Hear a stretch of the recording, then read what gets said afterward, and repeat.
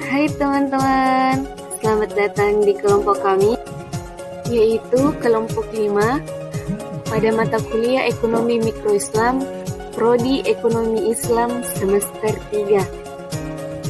Fakultas Ekonomi dan Bisnis Islam, Universitas Islam Negeri Alauddin Makassar.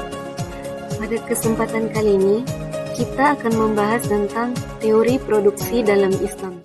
Assalamualaikum warahmatullahi wabarakatuh. Saya Susiana. Berbicara mengenai teori produksi dalam Islam, tentunya kita harus tahu apa itu produksi. Ada yang tahu? Ya, produksi adalah suatu proses mencari, mengalokasikan, dan mengolah sumber daya menjadi output dalam rangka meningkatkan maslahah bagi manusia.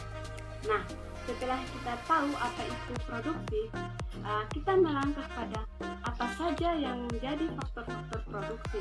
Nah, yang menjadi faktor-faktor produksi ada 4 komponen. Yang pertama ada sumber daya alam, dan yang kedua ada sumber daya manusia, yang ketiga ada modal, dan yang keempat ada kewirausahaan atau skill. Nah, keempat komponen ini tidak boleh dipisahkan satu sama lainnya. Kenapa? Karena ketika salah satu komponen tidak ada dalam faktor produksi, maka produk yang dihasilkan kurang maksimal. Oleh karena itu, keempat komponen ini harus ada dalam faktor produksi. Ketika komponen ini ada, maka faktor produksi itu akan dihasilkan dengan Baiklah, di sini saya akan menjelaskan mengenai motivasi produsen dalam berproduksi. Ada beberapa motivasi dalam melakukan proses produksi dalam Islam. Yang pertama, profit bukanlah satu-satunya elemen pendorong dalam berproduksi, sebagaimana halnya dalam sistem kapitalisme. Yang kedua, produsen harus memperhatikan dampak sosial sebagai akibat atas proses produksinya tersebut. Yang ketiga, produsen harus memperhatikan nilai-nilai spiritualisme, di mana nilai tersebut harus dijadikan sebagai penyeimbang dalam melakukan produksi. Selanjutnya, di sini nilai-nilai Islam dalam berproduksi. Ada beberapa nilai-nilai Islam dalam produksi. Yang pertama, berwawasan jangka panjang, yaitu berprioritas kepada tujuan akhirat. Yang kedua, memenuhi takaran, ketepatan, kelugasan dan kebenaran.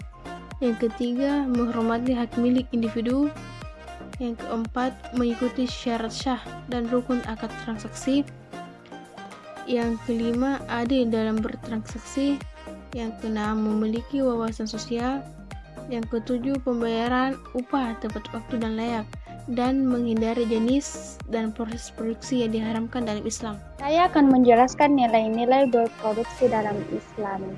1. Berwawasan jangka panjang. 2. Memenuhi takaran, ketetapan, dan kebenaran. 3. Mendorong ukhuwah antara sesama pelaku ekonomi. 4. Menghormati hak milik individu. 5. Adil dalam transaksi. Selanjutnya, saya akan membahas formulasi maslahah bagi produsen.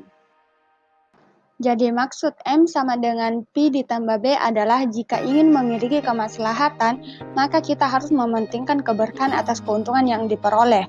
Adapun keuntungan P sama dengan TR ditambah TC merupakan selisih antara pendapatan total dengan biaya total. Intinya, berkah akan diperoleh apabila produsen menerapkan prinsip dan nilai Islam dalam kegiatan produksinya. Berikutnya yaitu materi tentang biaya produksi.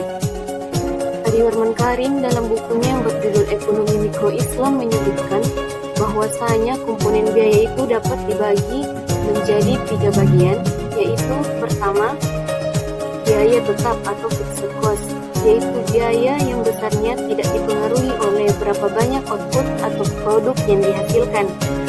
Kedua yaitu biaya variabel atau variable cost, yaitu biaya yang besarnya ditentukan langsung oleh berapa banyak output yang dihasilkan.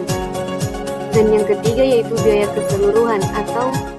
Demikianlah pemaparan singkat dari kelompok kami. Jangan lupa like, share, comment, and subscribe. Satu like dari Anda sangat berarti bagi kami.